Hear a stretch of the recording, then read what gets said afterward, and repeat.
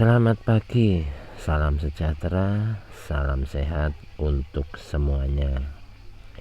Analisa ataupun potensi arah buyer BTC akan kemana jika melihat pada minggu lalu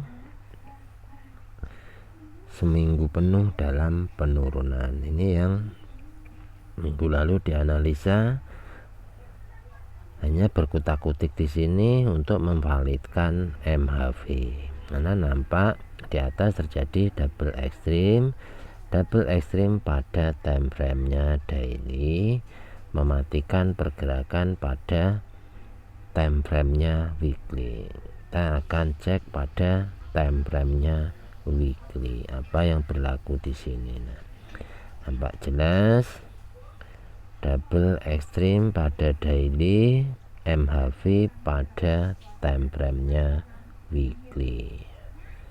Nah, ini contoh-contoh mudah yang biasa saya buat. Kita pastikan kembali pada daily-nya.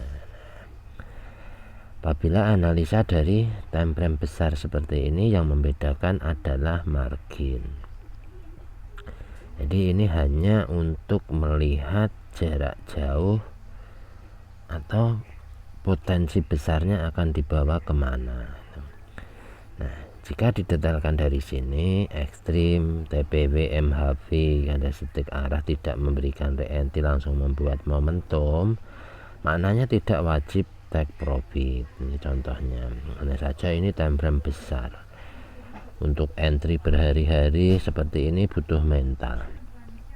Contoh tidak di take profit maka akan menunggu minimal sekali re-entry. Ini untuk time frame-nya daily. Kita bisa melihat apa yang berlaku pada time frame di atasnya weekly. Nah, ini akan tambah lebih jauh, akan lebih banyak marginnya jika time frame-nya dinaikkan. Maka di sini nampak terjadinya momentum buy yang mengambil entry, mencoba naik dan tidak mampu. Maka di sini ada penolakan pada time frame-nya daily. Nah, di sini terjadi MHV, di daily-nya terjadi double extreme. Nah, double extreme pada daily, untuk di weekly tidak perlu menunggu ekstrim, MHV boleh entry jika dinaikkan kembali pada time frame-nya monthly. Apa yang berlaku di sini? Nah, di sini terjadi ekstrim, maknanya 3 multi time frame, monthly, weekly, daily, ini mengambil re-entry-nya dari monthly sini.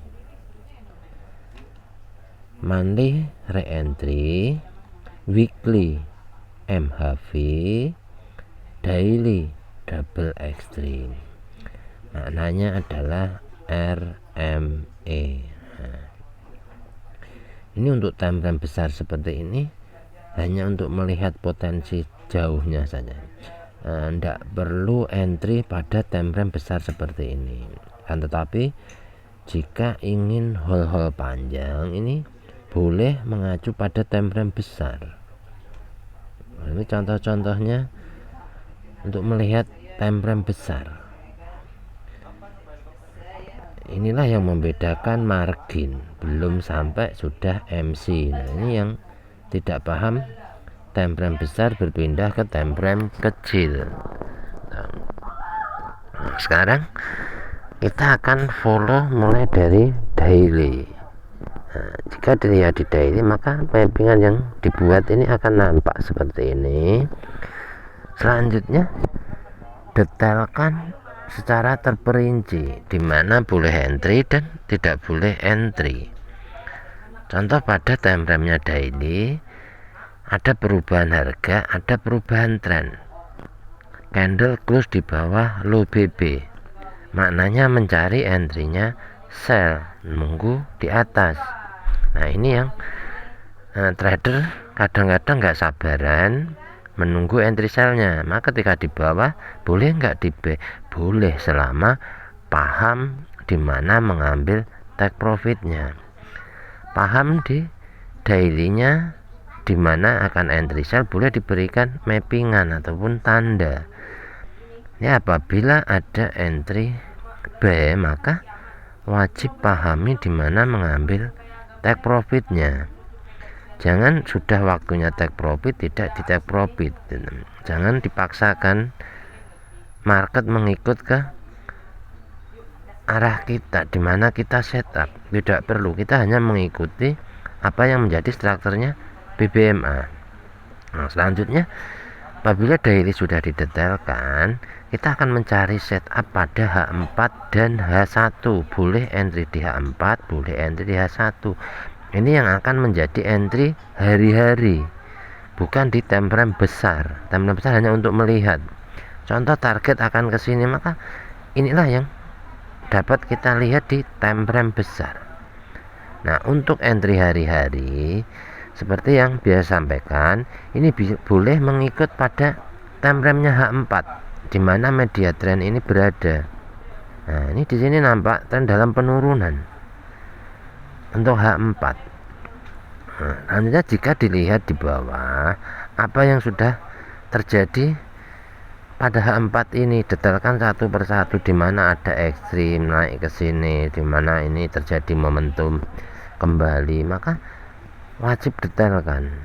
Nah, contoh kita akan melihat pada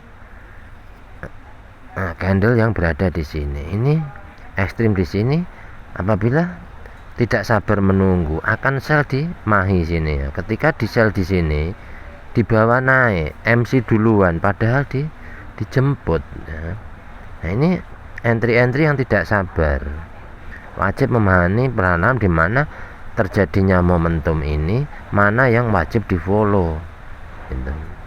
Follow momentum yang paling pertama kali. Nah, maka saat ini naik ini pun tidak ke bawah floating yang banyak. Ini apabila mampu di breakout, mananya masih menghabiskan waktu yang tersisa. Nah, inilah kesabaran yang wajib dipahami. Selanjutnya di sini ada ekstrim. Boleh mencari setup pada H4, apa yang berlaku di H4 dan H1.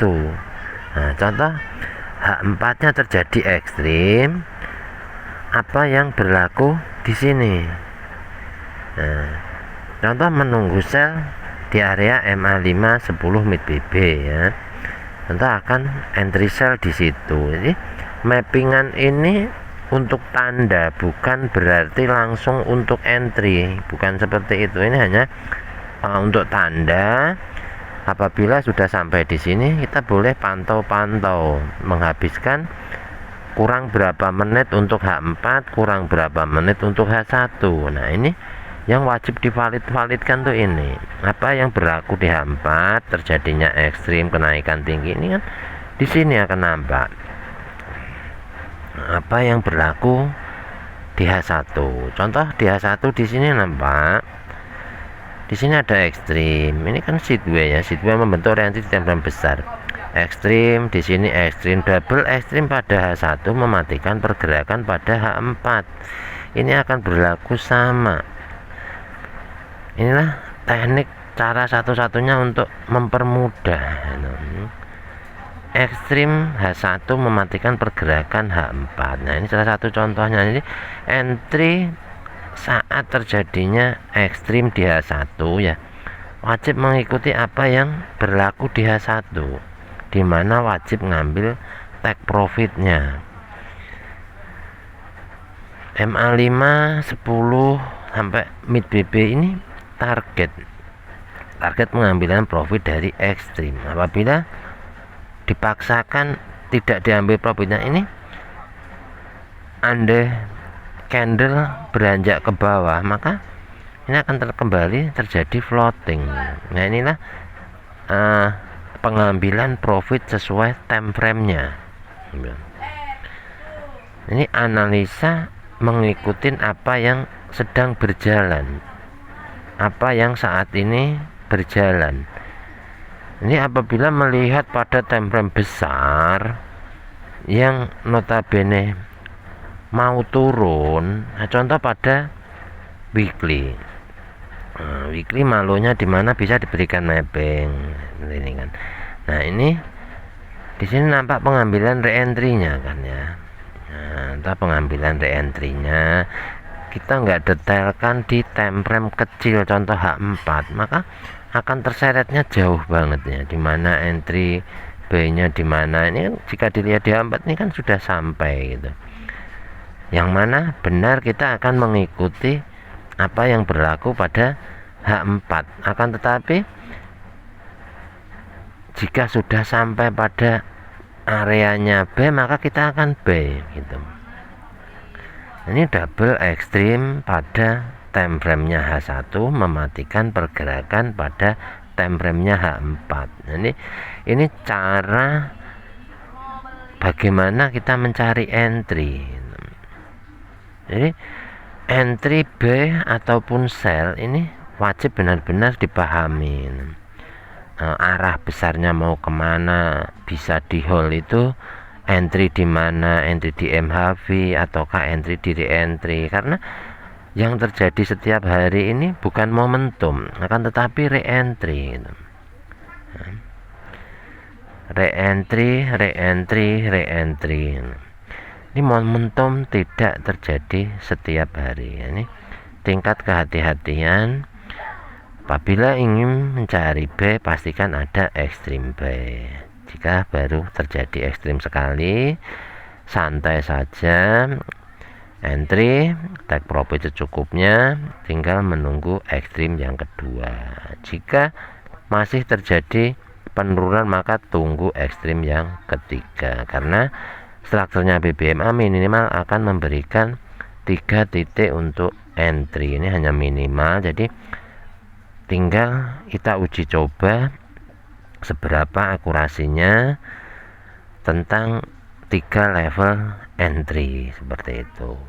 Jadi entry ini mengikuti apa yang saat ini berjalan, tidak perlu setup yang aneh-aneh.